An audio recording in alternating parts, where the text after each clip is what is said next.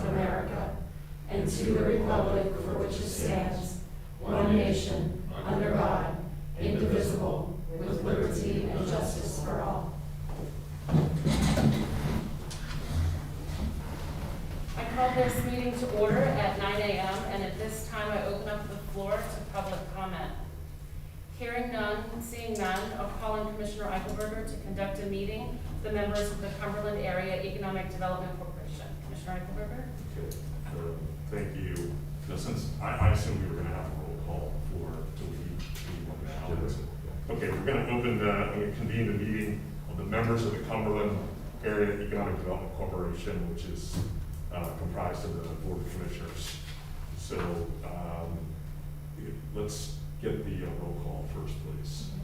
Commissioner Eichelberger. Present. Commissioner Fauci. I'm here. And Commissioner DiFilippo. Present.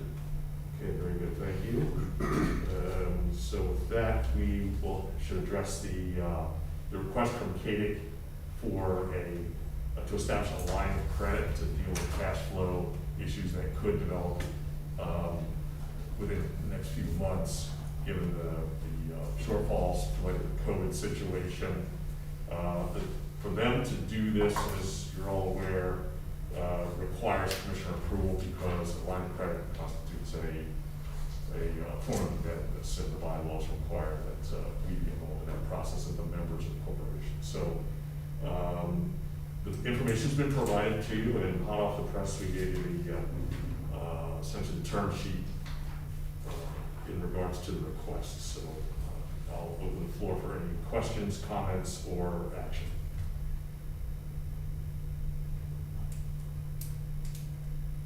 I have a question. Okay. In that case, we have a motion. Do we need to, we're gonna move on this, do we need to put any conditions in place this morning?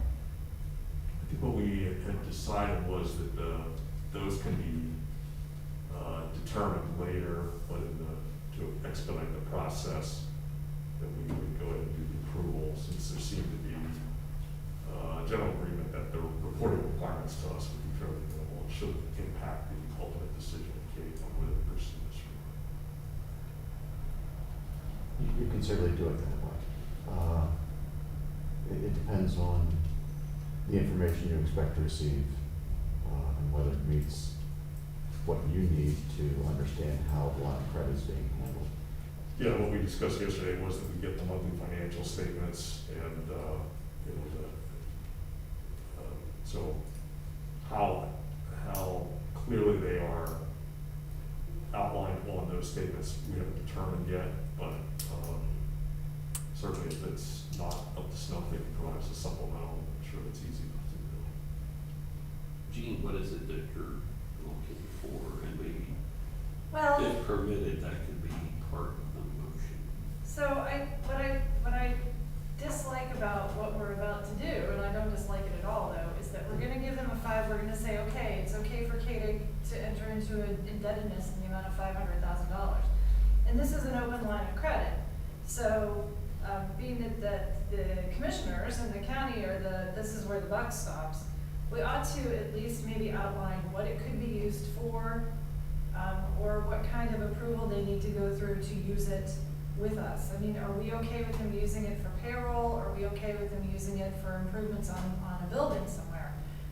If they decide they're gonna use the line of credit for a new office, I don't think that flies. So I think maybe we ought to just broadly paint a picture of what they could use it for. I certainly don't want them having to come back to us all of the time and go, hey, we want to advance, we want to advance money, we need you to approve $5,000, we need you to approve $10,000. But they should have a basic idea of what they are permitted to use it for. And when I heard them talk about this the other day, Shireen Farr had mentioned that this would be a last resort for them, advancing on this line of credit. And I think it's important that we put it in the record that it is used as a last resort. Yeah, as was discussed before, this is done in anticipation of a possible shortfall in the spring due to the lack of hotel tax collections, or potential lack of hotel tax collections, which is, of course, a major revenue source for them. So, they anticipate that their cash flow needs to be just fine until next spring, late winter, I should say. And, what they have specified for us, an explanation in here is it's to be meant for working capital needs, so whatever is in the budget to meet, their regular operations would be, I think, encompassed under working capital. I think any significant capital project such as a building would certainly fall outside of working capital. Keith, did you agree with that? I think, yes, but there's customary operating expenses Right. and the working capital that had been, I would say, budgeted Mhm. as necessary. Okay, so we can make that part of the motion and convey that certainly to them, that it's meant for essentially routine expenses. Correct. Nothing extraordinary. Okay.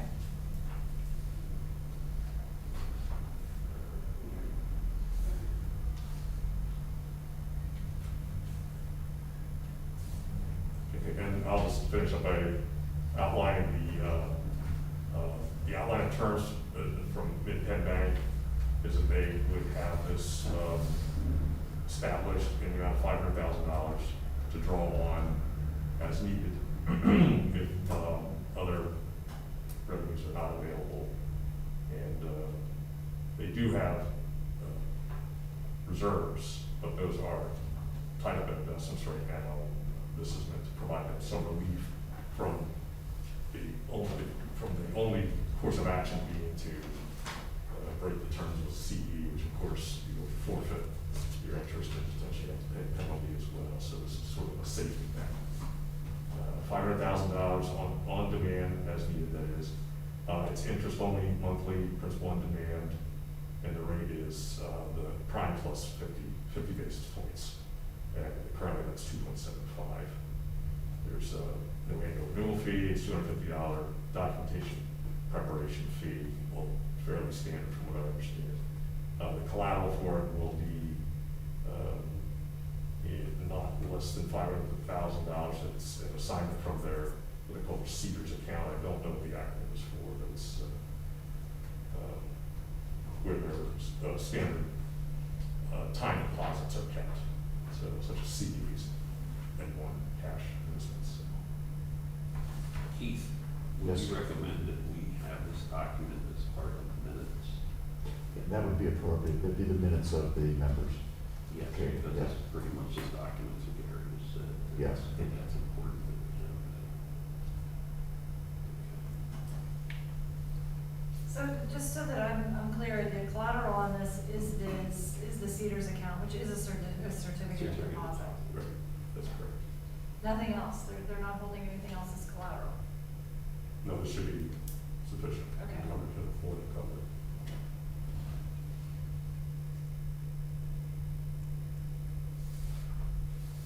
I think I could frame a motion on this, if we're ready. But go ahead. And I'm gonna go ahead and put into the motion on this the authorizations to execute. Okay.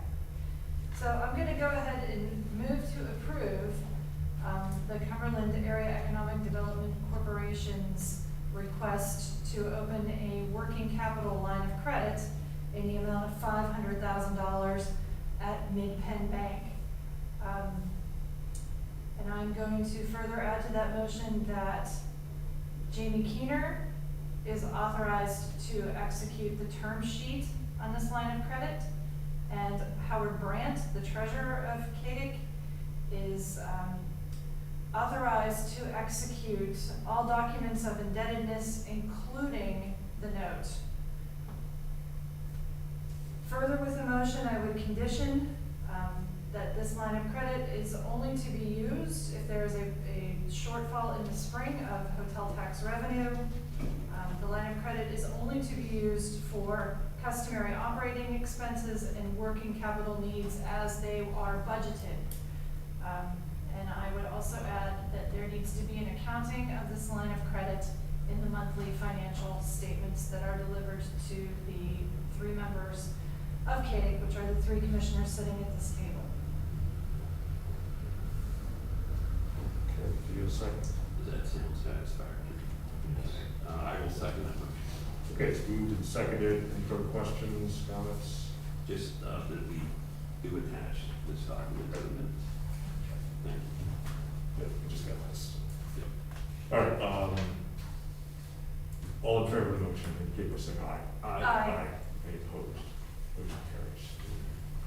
Okay, that's probably accordingly provide all the documentation.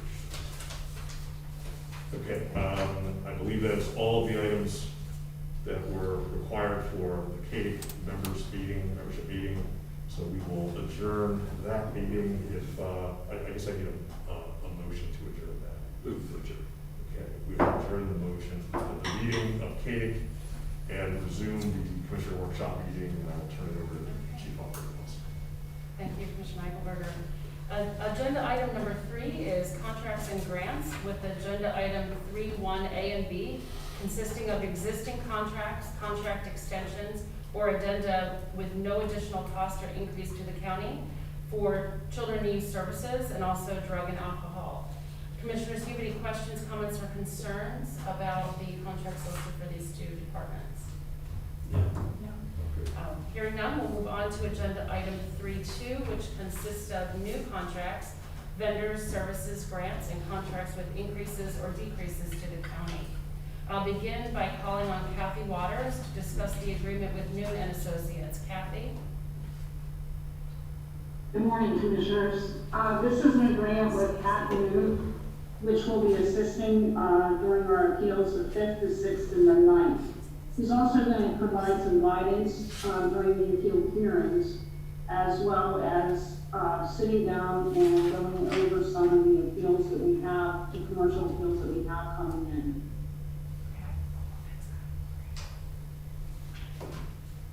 Do you have any questions for Kathy? No. Thank you, Kathy. Thank you. Have a great day. Thank you. Next, I'll call on Joan Crowd to discuss the aid agreements and addendums for aging and community services. Joan? That's not Jen. Not check. Morning. There I am. Sorry, it's my first Zoom meeting, so bear with me. You're doing fine. This morning, thanks. I think eight times this morning, 4 of them are for the senior centers, Big Spring, Bridge Creek Place, Mechanics, and the South Junior Atkins Spring. The amount of the increase for additional funds for the current contract period is $9,934 for each of those senior centers. Emergency shelter contract amount of $2,650. The Safe Harbor, we're providing $6,669.36. Carla Cares, $9,563.48. And domestic violence service is $920.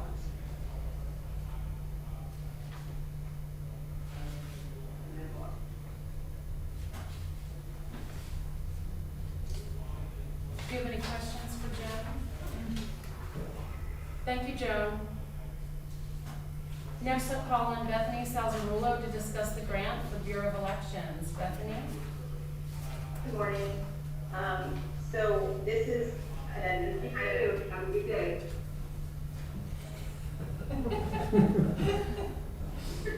great. Good morning. Okay, start over. All right, so this is the grant that we have been waiting for the voting machines. It's the $2.3 million. They were requiring an additional piece of this contract to confirm that we did the voter maintenance, that we were in compliance with the voter maintenance that we must perform twice a year. So included now is a certificate of voter maintenance compliance. So that was the change, so that's why it's going for you again. Okay, any questions for Bethany? I think, is it important here? I guess it is important that we need to put the county match out there. Because even though this is a grant, it does require a county match. Did we pay it? Yeah. Okay. Yeah. All right. Thank you. And just for, I mean, for public record, that paid county match then was $1,586,244.80. Thank you. Any other questions for Bethany? Thank you, Bethany. Good news. Mm-hmm. Next, I'll call on Jamie Ryber to discuss the agreement for children and youth services. Jamie? Morning, Commissioners. This is a contract for Adelphi Village. They provide services, info, file care, and root code services for our agency. They are requesting increases across the board in all of their programs, ranging from 2.84% to 5%. They are making pretty good changes this year. They're sending their staff to training on work injury screening. Their psychologist on staff is completing training to be able to offer enhanced neurocognitive assessments for the youth. They've increased their campus security and are implementing an evidence-based admission model that will assist with matching youth with the most appropriate treatment program. So we felt that their increases were justified. Any questions?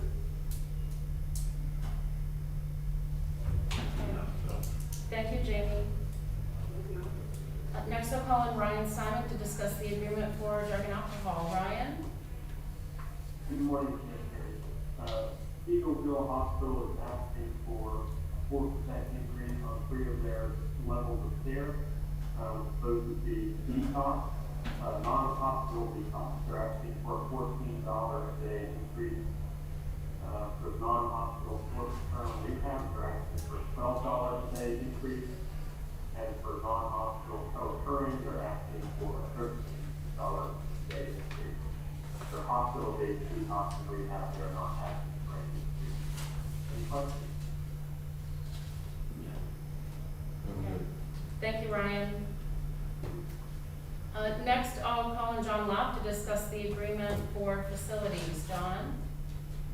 Yes, Commissioners, this is an addendum to a previously approved lease agreement with the investment partner.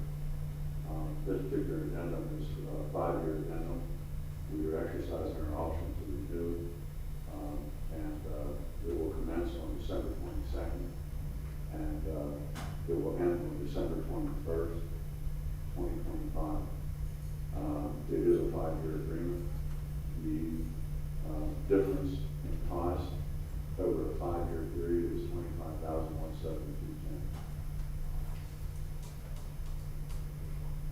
And this is for the Mechanicsburg location. This was just a seal coat. Any questions for John? John, how's this compared to the other leases? And I know there's geographic differences in rates and such, but just in general. This particular lease is currently at $13.23. At the end of the 5-year period, it will be at $15.34. This particular lease is compares about average to the rest. The lowest lease we have is 861 square foot. The highest lease we have is 18 something square foot. So it will be in the average range at the end of the 5-year period. The first 10 years, there were no increases at all. It stayed steady at 13.23 a square foot. So at the end of the 5-year period, it will be an average lease. Okay, that's very helpful. Thank you. Thank you, John. Next, I'll call on Holly Sherman to discuss the 2 contract addendums for human resources. Holly? Good morning, Commissioners. The first contract addendum is Capital Blue Cross. This is for the 2021 plan year.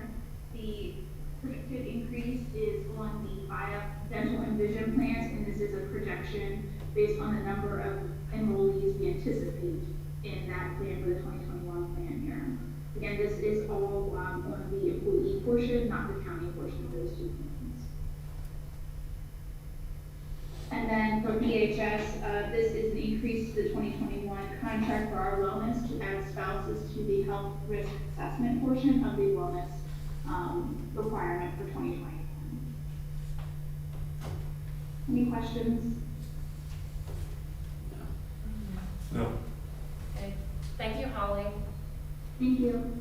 Next, I'll call on Kirk Stoner to discuss the grant for Hertzler Bridge construction reimbursement. Kirk? Good morning, Commissioners.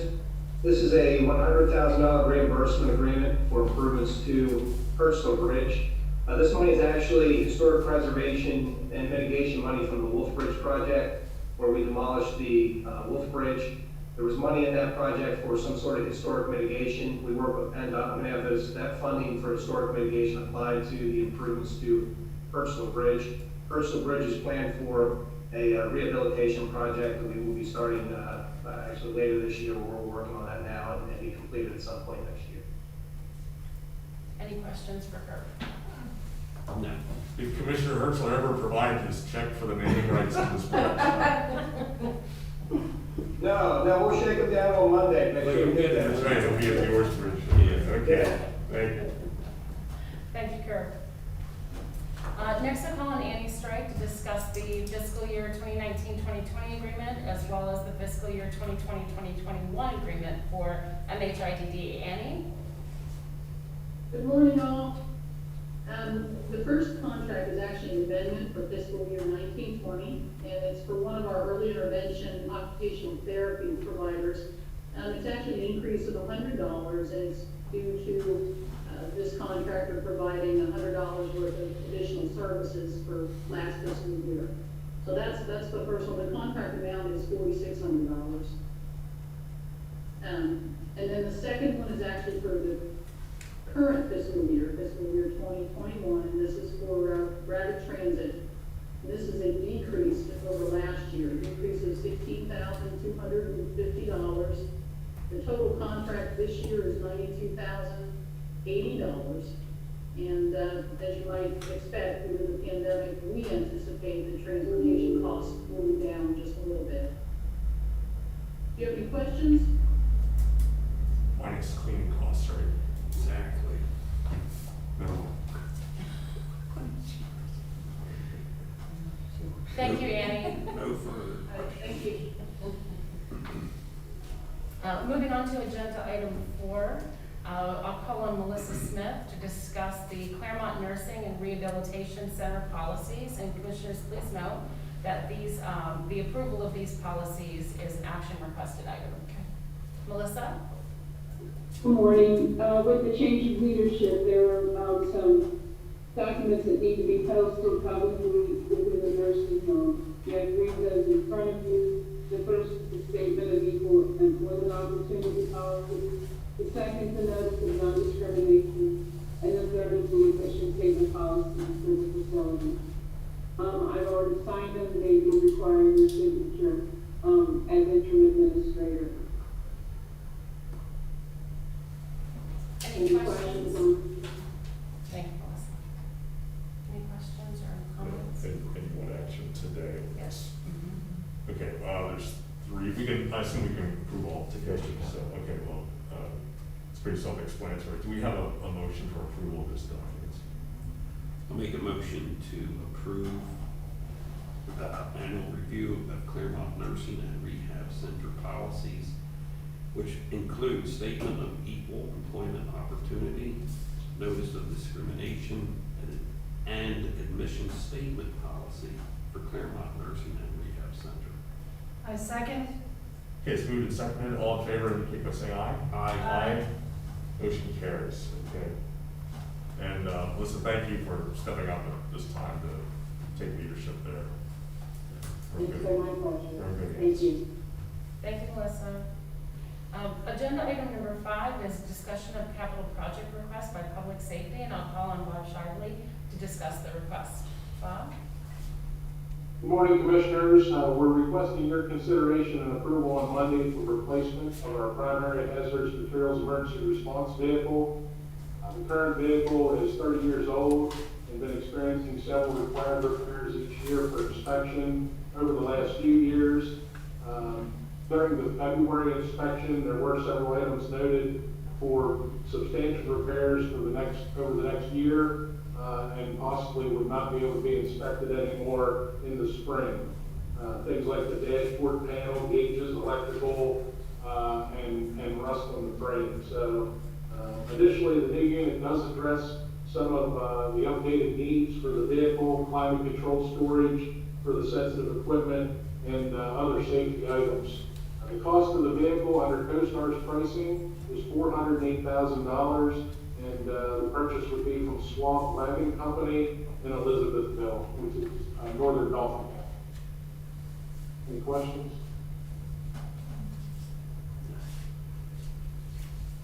Thank you, Bob. Okay, thank you. Agenda item number 6 is Commissioner Liaison reports, and I'll start by calling on Commissioner Eichelberger.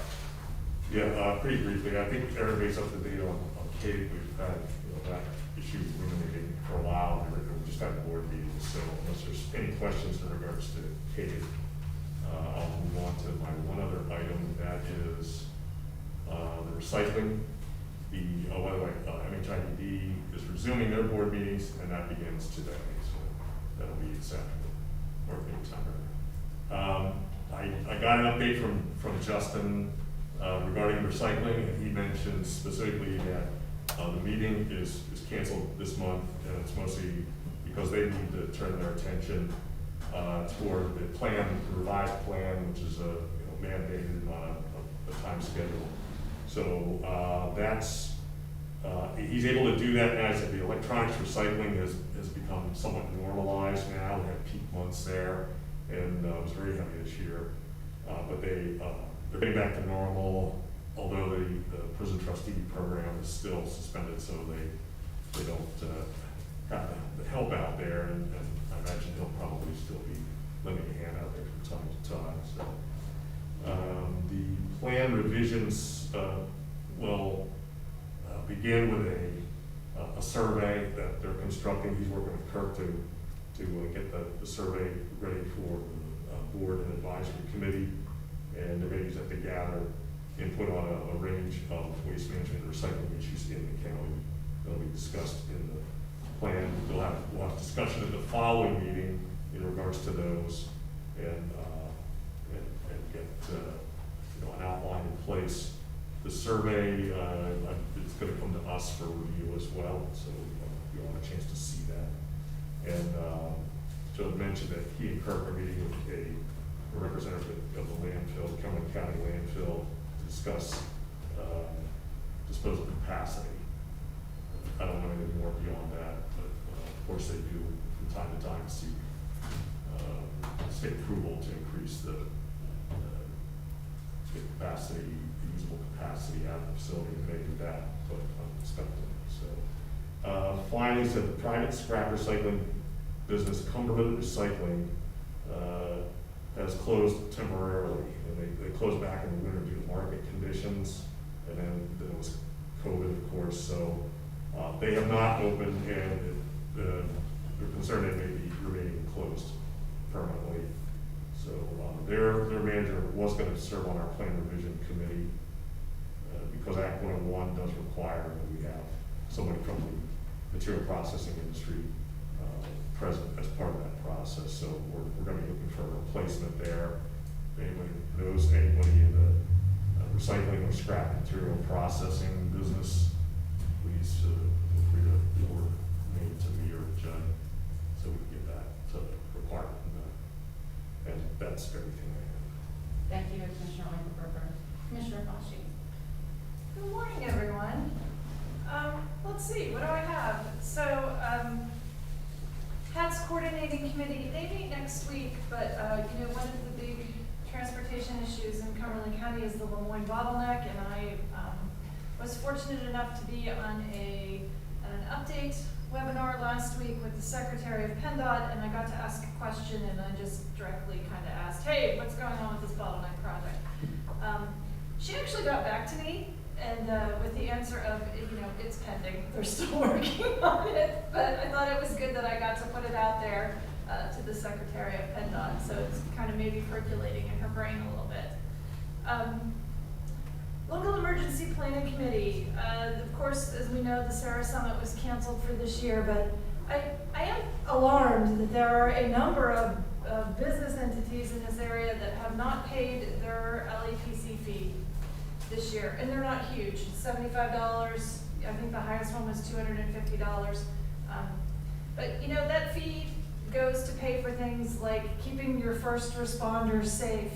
And if you have an emergency at your facility and you have some kind of reportable chemical there, and the first responders show up and they don't know that the chemical is there, there's a heck of a problem. It puts them in very serious danger. You know, so first responders, the general public, both in danger, but you know, there's always this huge push to take care of our first responders, to take care of our police officers, to take care of our firefighters. Well, it really kind of starts at LEPC, and it starts with reporting the chemicals that are in your business, and it starts with paying this minimal fee. So I'm hoping this message is getting out there, because it's actually ridiculous that the fees are not paid. When your company pays $75, you ought to pay it. It sounds like a situation that requires a nasty lawyer letter. And we have to have a nasty lawyer on staff. Is that something we should maybe do, Keith? Does that come from us? Yeah, I think that may be the right way to go. I'd have to look at the statutory authority for that charge and see how it can be enforced. Well, I know that LAPC has a plan, and that plan, I mean, really and truly involves them then, volunteers going to the doors of these buildings and going, hey, you need to pay. Which, again, they're volunteers volunteering to save your life and your business, and now they have to go beg for $75. So I would appreciate that, Keith. If you would look into the statute, then maybe that's a good first step before they have to go haul out and deal with that. But I think it's ridiculous. It just makes me crazy that that's happening. Use lots of exclamation points. Asterisks. Yeah, it's just unbelievable. Which brings me to the other thing that I'm so glad that we got to do today, and that's talk about the need for this new hazmat vehicle. Because, you know, that hazmat vehicle, if there's an accident in your business with a chemical, with a substance that kills people, they're gonna show up with that hazmat vehicle and protect you and the people around you and clean it up, and they're volunteers. So I'm glad that we're gonna get their vehicle replaced with something that is so much better for what they're doing. Monday night, I attended the Marrow safety training, also put on in partnership with the LEPC, which is pipeline safety training. And again, if there is a problem with the pipeline, you know, they're gonna show up with the hazmat vehicle and some meters and some other things that are unbelievable. So I learned a lot about highly volatile liquids and how dangerous they are, and how our first responders, who are volunteers, really put themselves in harm's way to assist with those kinds of things. So I hope I'm just going to beat this until we get the money and we get more people registered and putting their, you know, letting everyone know what they have in their buildings. And it's not everyone, it's really the people that have to respond. If you have a chlorine spill, you know, people need to know you have chlorine in your building, and many other things. It's just too important to not pay attention to, or to think you can skirt the law on it, because you can't.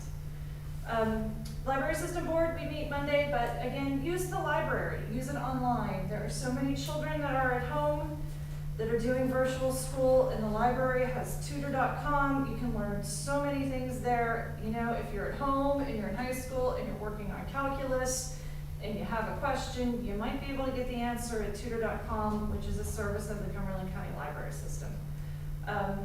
The Western Council of Governments met this week, and I just am so impressed with the Western Council of Governments. You know, they are so excellent at getting together and talking about things, and they pool their resources and they help each other out, and I just am very, very impressed with what goes on in that area of the county. It really is admirable. And then this morning, the planning commission met, and I do want to leave everyone with this because it's very sad, and we are honored that Jack Shalley served the county for over a decade. He passed last Friday, and so I know that the commissioners are getting a letter of condolence out to his family, but that is certainly worth mentioning, and we will miss his service. And that's all I have. Thank you, Commissioner Bosher. Commissioner DiFilippo. Thanks, Stacy. I have 2 items. The Ag Preservation Board met this Wednesday. A couple of the top topics were they are preparing their request for funds for 2021. And the second item is that the criteria is being modified just a little bit because in 30 years of this program, there have been a handful of occasions where farms have applied for the program, yet they were located in a zone that did not permit agriculture. Now, you might ask, how could that happen? Well, unfortunately, it does happen at times. The recent example we had was in Silver Spring Township. There was a farm that applied, but the zoning did not permit agriculture. That is, will be corrected in November. The zoning map in Silver Spring has been changed, so not just for that particular reason, but just an overall zoning map update, so that should correct the problem. But in the future, we are adding criteria that will state that when a farm applies for the program, it must be in a zone that permits agriculture, allows it as a permitted use, not as a condition, not as a special exception. Next is the Cumberland County Housing Redevelopment Authority. We got news this week that HUD, with the remaining almost $2 billion in CARES money, granted that out, and it's focused on communities with higher risk of eviction. Cumberland County is receiving $1.2 million of that, and Carlisle will be getting an additional $120,000. Also, as you know, we are searching for a new replacement for Tim Whalen, the current director of Housing and Redevelopment. We will start interviews this afternoon. We have 2 this afternoon and 3 tomorrow afternoon. And I have copies of the 5 candidates for my colleagues, copies of the resumes, which I will hand out after our meeting today. And that's all I have, Stacey. Thank you, Commissioner DiFilippo. I would like to report that an executive session was held on September 16, 2020 at 8:30 a.m. regarding personnel. Is there any other business that needs to come before the board today?